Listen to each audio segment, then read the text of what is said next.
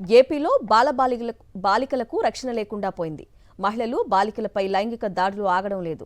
కృష్ణా జిల్లా మచిలీపట్నంలో దారుణమైన ఘటన వెలుగులోకి వచ్చింది. శుక్రవారం రాత్రి 8వ తరగతి బాలికపై గ్యాంగ్ రేప్ జరిగింది. చిన్నారిపై 4 కామాంధులు అత్యాచారానికి పాల్పడ్డారు. శుక్రవారం రాత్రి 7 గంటల సమయంలో బాలిక తన తండ్రి వద్దకు వెళ్లి తిరిగి ఇంటికొస్తున్న రాజుపేటకు చెందిన తలా అతని స్నేహితుడు కలిసి బాలికను బెదిరించి బలవంతంగా బైక్పై ఎక్కించుకొని నిర్మానుష్య ప్రదేశానికి తీసుకెళ్లారు. అప్పటికే అక్కడ మరో 2 యువకులున్నారు. 4 కలిసి బాలికను తీవ్రంగా హింసించి లైంగిక దాడికి పాల్పడ్డారు. బాలిక వారి నుంచి తప్పించుకొని పెద్దగా కేకలు వేయడంతో 4 యువకులు అక్కడి నుంచి పారిపోయారు.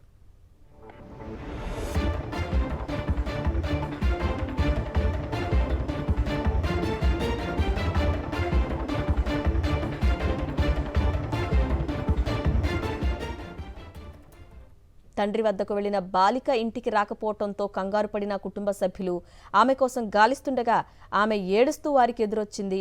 బాలిక తల్లి ఇనగుదురుపేట పోలీసులకు ఫిర్యాదు చేసింది. దీంతో పోలీసులు 4 యువకులపై పోక్సో కేసు నమోదు చేశారు. 2 యువకులను అదుపులోకి తీసుకొని విచారిస్తున్నారు.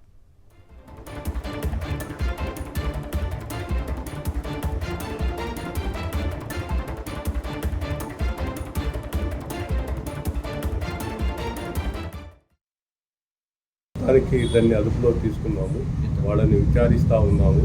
మిగతా వాళ్ళని కూడా తొందరలోనే పట్టుకొని కోర్టుకు పెడతాం. గతంలో ఒక్కడి మీద ఉన్నదండి, అంతే. అశోక్ అనే వాడి మీద ఒక 324 కేసు ఉన్నది, అంతేగాని మిగతా గంజాయి కేసులు కానీ అలాంటివి ఏం లేవు. వాళ్ళ మీద 4 కూడా మేజర్లే, పట్టుకున్న 2 కూడా మేజర్లే.